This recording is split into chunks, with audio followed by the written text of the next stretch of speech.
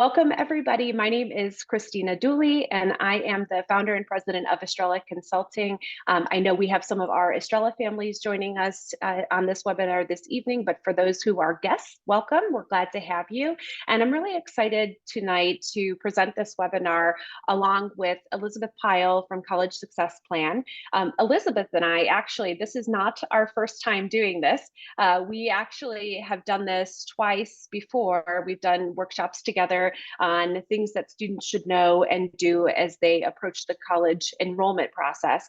And I have learned so much from Elizabeth over the years, so I'm really excited that she agreed to come back and join me for another webinar this year on what's next.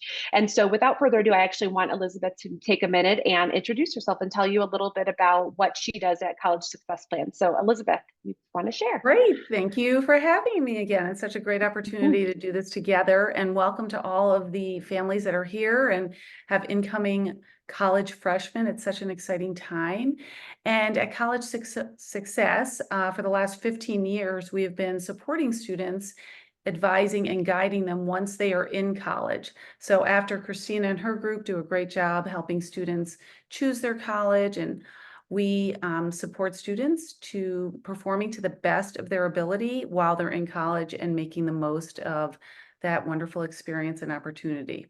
So everything we do is research-based, and we help with absolutely everything once the students are in college. So that's our specialty. We keep them on track. Well, and that's why we have you here as our expert in that piece of this, Elizabeth.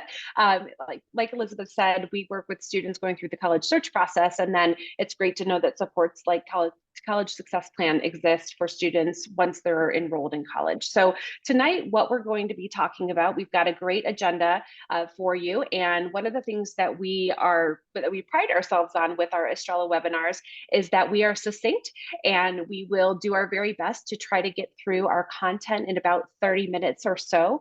And we do want to encourage you that if you have questions that are on your mind, if you are a parent of a graduating senior, or you are a senior this year, getting ready to walk across the graduation stage in just a few weeks, and you've got burning questions that you'd like to maybe get our input on or get an answer from us, we will try our very best to answer them. You can put those directly into the Q&A, and we will get to those at the end of the content that we're sharing, because what you're asking may actually be covered in our slides here.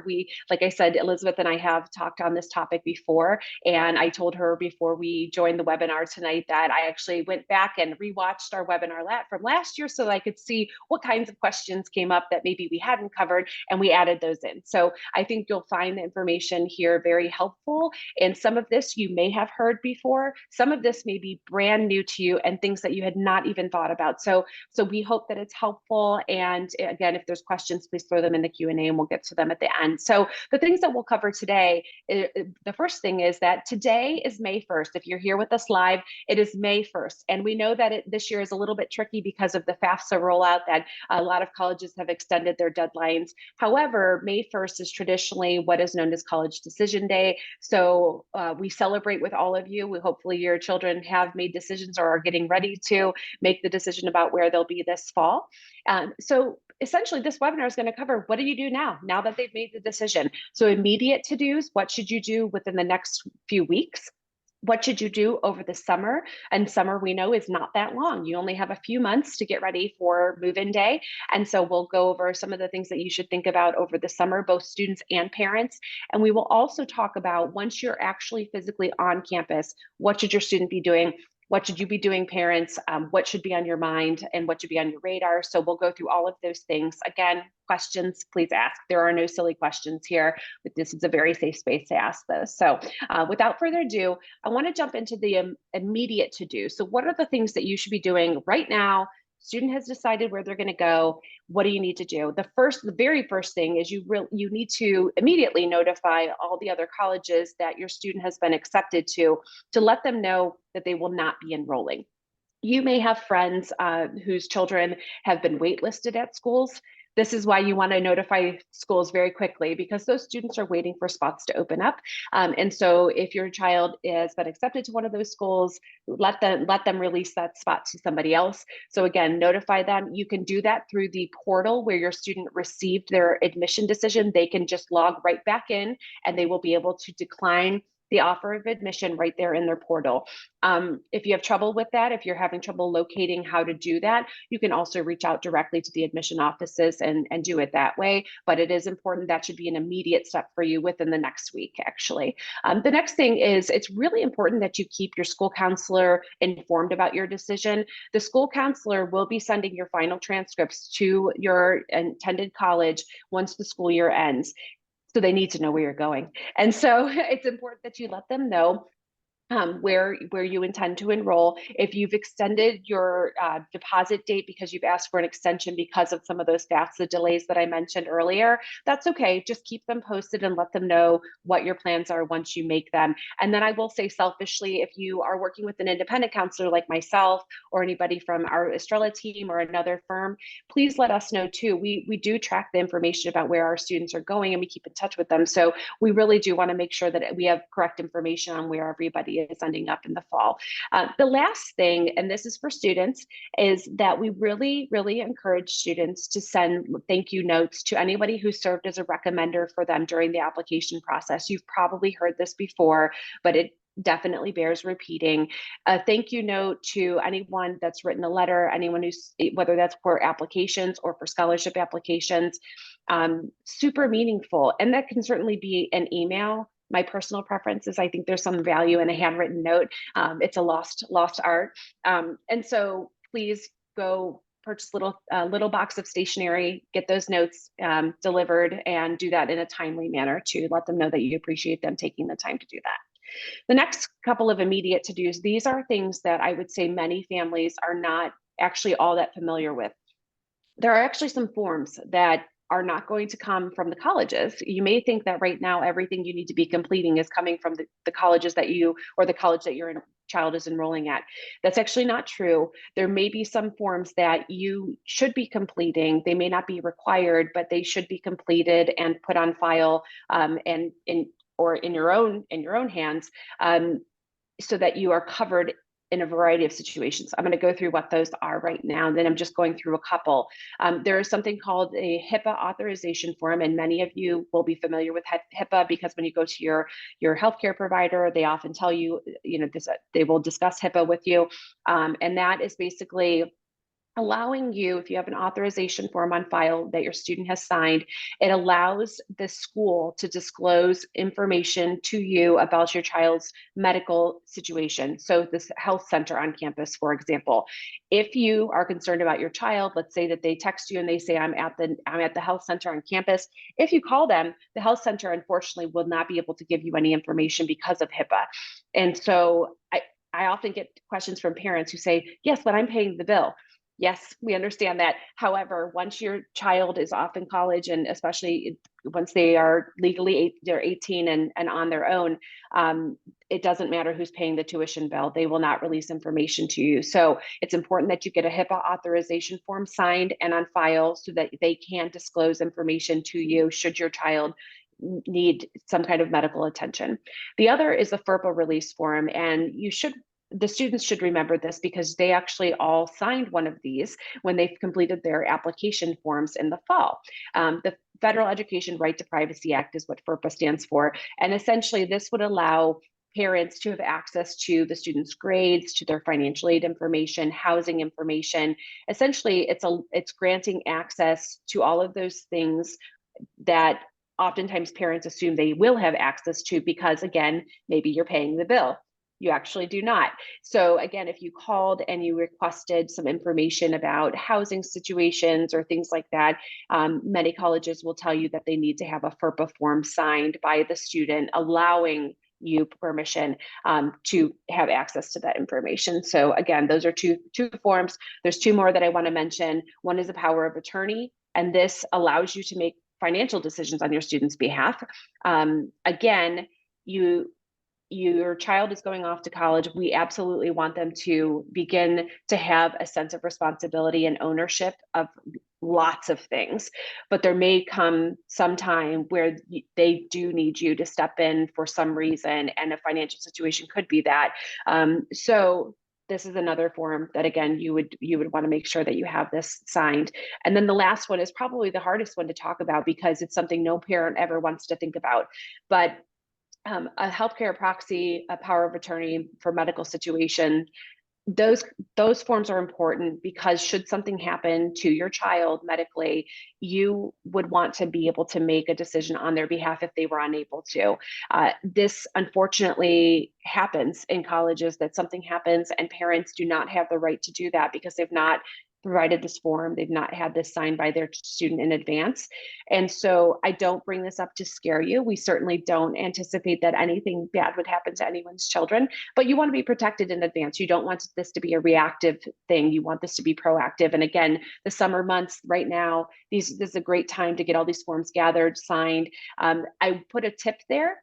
There's actually a website called Mama Bear Legal Forms. Mama Bear Legal Forms, for a very small fee, will actually help provide you with templates for these and help with all of this.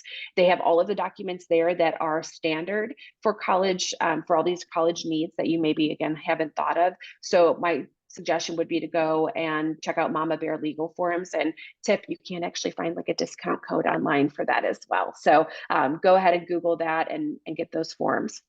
So I'm going to hand it over to Elizabeth to talk a little bit about some summer tasks. Elizabeth. Yes, and summer's a great time to do those things that Kristina was talking about, and also the next few things that I'm going to discuss. And exploring your college website sounds like a very elementary and maybe obvious thing to do, but I highly recommend taking the time this summer to explore the college website, get comfortable, find out how much information is on there, because it's really chock full of information.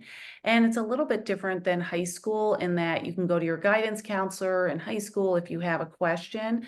In college, you're expected to be resourceful, and they say they put all of their information on the website. So to save yourself time during the school year, take your time to explore the website. And while you are doing that, this is a perfect time also to prepare for orientation and class registration. And we really encourage students to be doing these things, because they're the ones that are going to be on campus, and they're going to have to know how to navigate all of this. So take your time over the summer to go through everything. And preparing for orientation, that means reading about it, see what's going to happen. In most instances, they will break down the day. This is exactly what's going to happen. They'll have a timeline for you. And it takes some anxiety out of the whole experience when you know what to expect. And colleges are trying to do an even better job with getting students prepared for orientation, but the students have to engage. So that first step is looking at everything on your website. And for class registration, we like to say that, there's a lot of choices that you have for classes. And if you go on the website, you can type in what your potential major might be and find out a list of courses that they recommend for incoming freshmen. You can look at gen ed requirements, any core classes that they recommend, and get yourself familiar with that. And also think about, are you more of a morning person or an afternoon person? And take all of these things into consideration when you are registering for classes, because there is a lot that you can control and you want to be set up for success. Serving the learning management system. So there's 4 main systems that universities use: Canvas, Blackboard, D2L, and Moodle. So more and more are going to Canvas, which is so much more user-friendly than the other ones. But some universities are still using those. So I recommend going to a YouTube video and looking how the certain systems operate. A lot of high schools are starting to switch to Canvas. And if your university uses that as well, then, that's definitely an advantage, but take the time over the summer to figure out which one your university uses. Looking at clubs and activities, again, we like to do that over the summer. There is a plethora of opportunities of clubs and activities at every university. So take the time to look over those during the summer and look at things that you're interested in, maybe that you're good at, and even things that you want to learn more about. College is a great opportunity to try new things like that, explore different avenues, and make a list of 5 clubs or activities that you would consider being involved in. Find out when that first meeting is, grab someone on your hall and go to that first meeting. You're not committing to anything. You're just finding out more about the club or activity. And we also encourage students to do that because it's a perfect opportunity to meet other students that have similar interests. And everyone's in the same boat as a freshman. You might think everyone knows each other, and that's typically not the case. But putting yourself out there a little bit and maybe going to a club meeting, you could meet your new best friend. Completing required online mini courses, you will be getting emails about this, and those have become prevalent in most universities across the United States. So they're 1 to 3 hours and they're timed. So you do have to sit there and go through these online courses. There's usually about three to four per college. They're on honesty and how the school deals with all of that. And that's become a much bigger one, and really in the last year, because they include AI in that, and how the school, what the recommendations are, how you cite things. So that one you have to do. There's a sexual misconduct one that everyone has to watch. And then there's something on drugs and alcohol. And that one is probably about 3 hours actually. So it's so much better to do that at home when you're relaxed and you can be in your family room, as opposed to being at school and the night before when everyone else is out in the quad meeting each other, you have to do these courses because it's required. So take your time over the summer to do that. Choosing a planner. We love students using planners. A lot of people do use digital ones, but pick one that you like the best. We really encourage our students to use paper planners because it gives you a better overview, honestly, of the whole month and your whole day. The bookstore at your university typically has really good ones. I always check those out when I'm at different schools. And generally, they have a really good selection. So pick one that you think is going to work for you. And the most important thing is to use it. The summer is also a perfect time to organize your computer. Go through and get rid of everything that you don't need anymore. And that means emails, folders, and be selective with the high school information that you want to keep, but really a lot of it you can probably delete. And so that'll make more room in your computer. And also for certain majors, such as engineering, business, some of the art majors, you're going to have to download some other programs. And as we all know, that can take, up to 24 hours. So do that again over the summer so you're all set to go when you get to school. And any of those programs that you would need to download would be on your college website, which goes back to the first thing that we talked of. And making arrangements for any on-campus learning accommodations. So anyone that is applying for accommodations, please do that over the summer. It takes a few weeks for some of these offices to compile all of your information and get you set up, because during orientation, you're going to want to stop in the Student Disability Services or the Student Success Center and make sure they have everything and understand how to use your accommodations.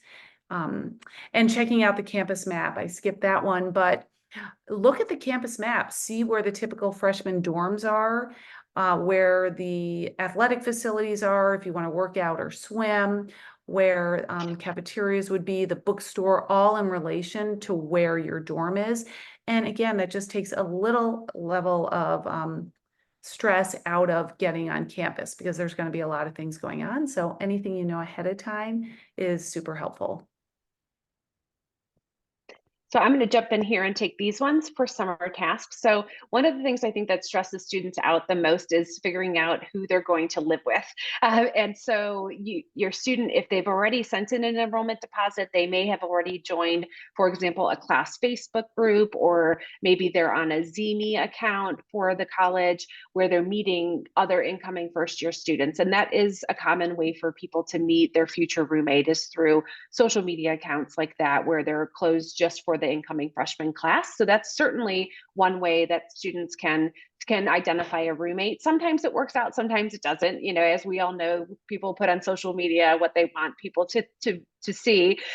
So it could be hit or miss, but we do have some students who like to go random, which basically means that the college decides who the student will live with based on information that you provide. And by you, I mean the student provides, in terms of their interests, and are they a morning person, a night person, et cetera, and they will pair them with a roommate. We have had students where that has worked out very, very well. I know it's many, many decades ago, but I can attest to the fact that my assigned roommate to myself was my maid of honor in my wedding. So sometimes it works out really, really well. I will say that this is one of those things that if your child does decide to have this institution assign them a roommate or two, that your child complete that form. Please resist the urge, mom or dad, to complete the roommate questionnaire, because you really want the student to be finding somebody based on their interests. And I know we all think we do know our kids very well, but it's better if the student does it. One thing that I think families often forget about is looking into options for bringing your car to campus. Sometimes it's totally unnecessary to bring a car to campus. Sometimes it's more of a pain than a great thing to have, because you have to park very far often as a freshman. If you're on a bigger campus, it may be cost prohibitive. The parking may be expensive. Sometimes it's done based on enrollment deposit date, and you may get assigned, again, a spot that is further away than if you just ran or walked or rode your bike. And so you have to weigh that option, whether it makes sense for you to bring a car to campus or not, and find out, how do you do that? Do you get the permit in advance? Do you have to wait till move-in day? Those are all things, if you can get it done in advance, by all means do that. And then the other tip that I'll give, that's a summer task that people do not think about, and I hear this often from friends whose children move onto campus, that they realize really quickly when it's time to book a hotel for parents' weekend or homecoming or something like that, there's nothing available. So if you are thinking that you may be attending some events on your child's campus, especially this coming fall, go ahead and look into hotel stays now, book them now, even though you may, you're not quite sure. You can get the calendar, like Elizabeth said, the website of the colleges typically has events calendars many months out, so you can get those big dates already planned. I actually have students that have parents who have booked hotels for graduation weekend, which is very far in advance, but again, definitely those big things like parents' weekend, homecoming. And then of course, if there's spring things, look into those as well. And there are some really great hotels that offer college discounts as well. So be sure to ask when you're booking those if they have a discount for the local university. I know, for example, Graduate Hotels, that's a chain called Graduate. They actually have discounts all year long. Sometimes they have stays for as low as $40 a night. So definitely check into those options. The next thing is your students in the coming weeks may be taking AP exams. And so if they are sitting for AP or IB exams of any sort, those test scores, as we know, don't typically come out until the summer.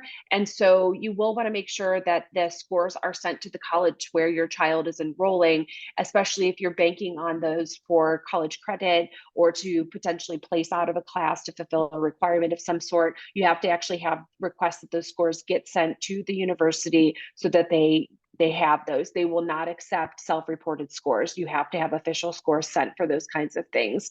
And then the last thing on this piece is, if your child, if you have any medical any kind of medical needs, anything like that, that you think or allergies, for example, is one thing, any disabilities, anything like that, that you are going to need some kind of accommodations on campus, or you need some more information. I just mentioned, like, for example, if your child needs to eat gluten-free, making sure how does that work? Are there certain dining halls on campus? And so again, making sure that you're communicating with the school to get those answers. In that case, there are no silly questions about any of those things. If your child, for example, has a standing therapist appointment, you may want to think about how will that work once they get to college. Will they be able to maintain a virtual relationship with their therapist, or will they have somebody on campus? So looking again at some of those things in the summer. Don't wait until the student moves onto campus to figure those things out. Those are things that you can do right now. Elizabeth, do you want to take this? Yes. And more summer chats. We're going to keep you really busy this summer, but you'll be very thankful, Yes. just so you know. I promise. We promise. Students should be checking their email 3 to 4 times a week during the summer. So it's super important, actually, because another thing that's really different from high school and college is in college, deadlines are deadlines. So if you miss a deadline for anything, whether it be housing, registration, orientation, it creates so much more work for you. And it's not like you can, just call one person and get that changed. A lot of times portals have to be reopened, and, it takes a lot of time and effort. So, and you're being an adult, so, this is all part of it. Make sure you're reading your emails, addressing things in a timely manner, because you're going to have to do that at school, and meet all of your deadlines. Read over the summer. This is a perfect opportunity for you to read enjoyable things over the summer. Keep your mind fresh. You're going to be doing a lot of reading in college. So that's something fun to do, and, keeps things enjoyable. Discussing budgets and managing finances. This is a good opportunity to talk with your family about what is reasonable. Most students have a budget that they can break down by semester and then by month. If you're going to be going out, if you enjoy going to the movies, if you're going to be traveling home, all those sorts of things come into play. And whether you, like to eat out a lot, that seems to be a very popular thing that students spend money on. So, but be realistic about it. And this might be your first time managing your own money. So you don't want to run out of it in October. So I think, sit down and be thoughtful about it, and have an honest conversation with your parents on what you're thinking. Identifying medical care near your campus, that touches on what Kristina said. If you have a therapist, is that going to be someone that you can do? If you're in the same state, talk to your therapist about it. How does that all work? So that's an important thing. If you have allergies, do you need a doctor nearby? Do you get PT, any sort of physical therapy? Do you need to have a doctor nearby? An internist? Anything that you might need over the summer is a good time to start looking into the possibility of all of that. Of course, there is campus medical care as well, but sometimes you need to go off campus, and just to get some ideas so you're not frantic during the school year and when something comes up. And we've been touching a lot on the parents encouraging students to be independent. Students want to be independent when they go to college. They've been working hard for this. They think, okay, now I'm in college, I'm independent. So we all know it's a learning curve, being on your own. Over the summer, anything the students can be doing for themselves, we really encourage them to do. And we have touched a lot on that today, as far as registering for classes, setting up appointments, learning everything on campus, because they're the ones that are going to be there. So I know it's tempting for parents, and I have 4, Kristina has 3. We want to, fix everything for them, but then again, they have to learn how to do it on their own. Parents and students signing up for safety alerts on campus. So that's all on mostly on social media, that you can sign up for your university's safety, any announcements. We encourage you, parents and students, to sign up for all of those. There is probably a slew of them, so see which ones that you think are relevant and pertinent to you, and sign up for that over the summer. Knowing the services that are available to you on campus. I would say almost every campus has a writing center, a math lab. Everyone has health services. Learning how to use those resources and knowing that they're there. Again, look at the campus map. Where are they located? Is that conveniently located? And how could I potentially use them? For the writing center and math lab, sometimes you have to sign up online to say that you're going in. Some are open hours.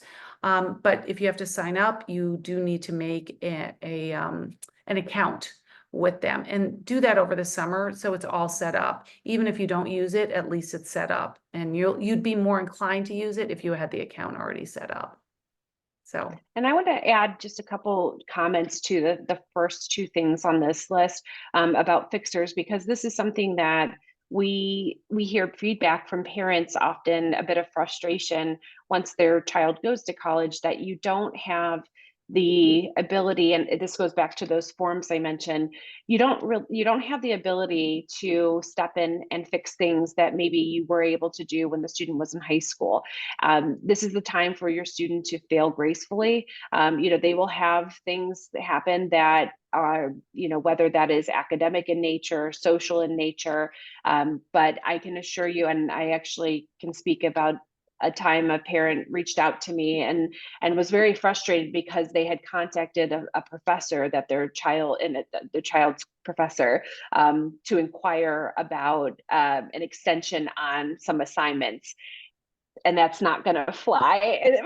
And most professors would not entertain that conversation, because that's the student's responsibility to go and ask for the extension.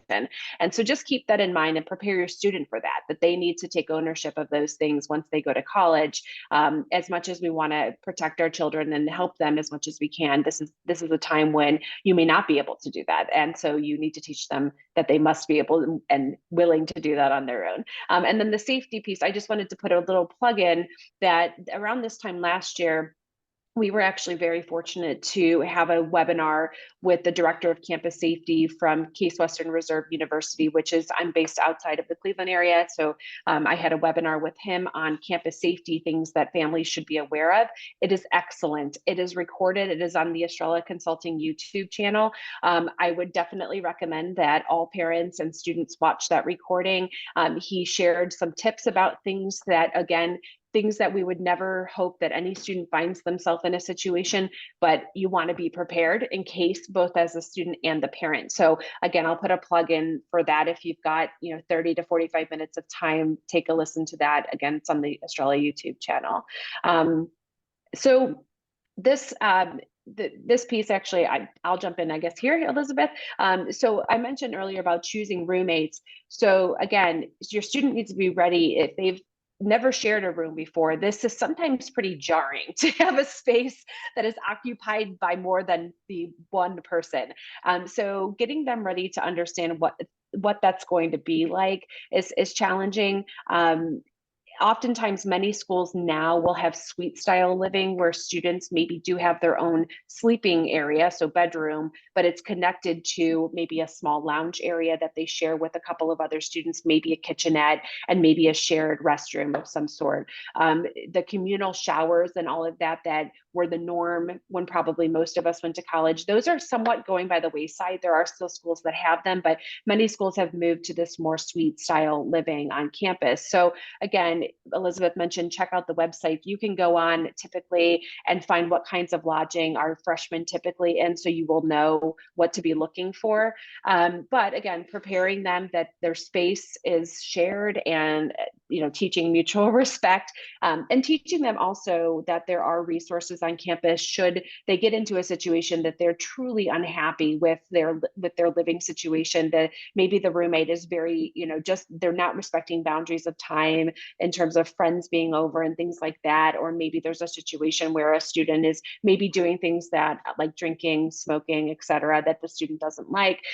There are people on campus that are tasked with handling those situations. They are not stuck there for that year. So again, just teaching them about that this is a great opportunity to potentially make a great best friend like I did, or to teach them how to learn to be with someone. Students, they will spend a lot of time in their room, so it is important that they have a space that they feel comfortable in. Elizabeth mentioned earlier about getting clubs and activities and things like that, and orientation. the first week of school is typically kind of like a build on orientation. So even if they've had a summer orientation, the first week they'll often have other types of activities that are geared towards first year students. I tell all of my students, don't shy away from those. Don't just sit in your room. Don't go with a small group and go to the coffee shop instead. Participate in those, because you may meet people that end up being lifelong friends. And I know that sounds kind of cheesy, but that's true. Those activities are intentional. So again, encourage your child to take advantage of them. When you move them in, often they will share that schedule with parents. Here's some of the things your student will be participating in this week. Encourage them to go and be fully present during that week. Okay, so we have completed our list of to-do things for you. We would love to be able to answer any questions that you may have. I'm going to stop sharing my screen right now so that I can go ahead and pull up the questions that we have. We actually do have a question. Let's see. Okay, actually, that one is not a question. Are there any additional questions? Anything? I feel like we did such a thorough job, Elizabeth, and maybe because I went back and got those questions that we had from last year. Are there any, does anyone have any additional things, or Elizabeth, is there anything we did not cover that you feel like we should be No, the touching summer's on? a great time to be relaxed and look at everything and address everything. I think, yeah, encourage everyone to do that. So. Yeah, and I hope that we haven't overwhelmed people with this long laundry list of tasks for the summer.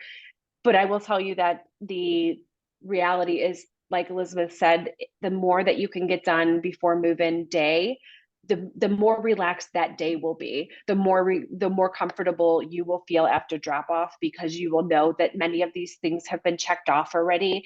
And I will also say, share this information with other parents that that have graduating seniors, or if you're a student watching, share this with your peers, because while some of this information is provided by colleges or in orientation packets, not all of it is. We know that because these are the kinds of questions that we get throughout the summer, in the fall, and we just want to be helpful, so as many people as we can get the information to, so they can be prepared and ready, the better. So without further ado, I'd want to say thank you to Elizabeth. If you are interested in reaching out to Elizabeth, the website for College Success Plan is collegesuccessplan.org.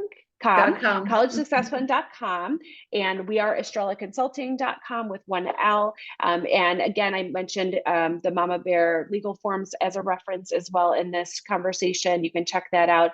But again, head over to your college websites and start digging in and spending some time on those to learn more. But it's been great having everybody here tonight. If you're watching the recording, thank you for joining us, and best of luck to all of you as you start this exciting part of your child's journey, or your own journey if you're the student. It's really a great time and may feel a little bit overwhelming right now, but I can assure you it will be a fantastic time for everyone. And there is a question about the recording. Yes, we'll be sending a recording out. We'll be sharing the recording of this both via email, but it will live in perpetuity on the Estrela Consulting YouTube channel. We do have lots of resources on there as well that are open for anyone to share and share with others. So please, by all means, again, send the link to friends so that you can maybe one-up them with what and they don't know yet, but be kind and share the information so everyone is comfortable on move-in day. So Elizabeth, thank you for doing this with me again. I truly appreciate your partnership and your expertise in this area. Thank you very much. Great opportunity to share so many resources with everyone. Absolutely. Have a great night. Thank you. Bye.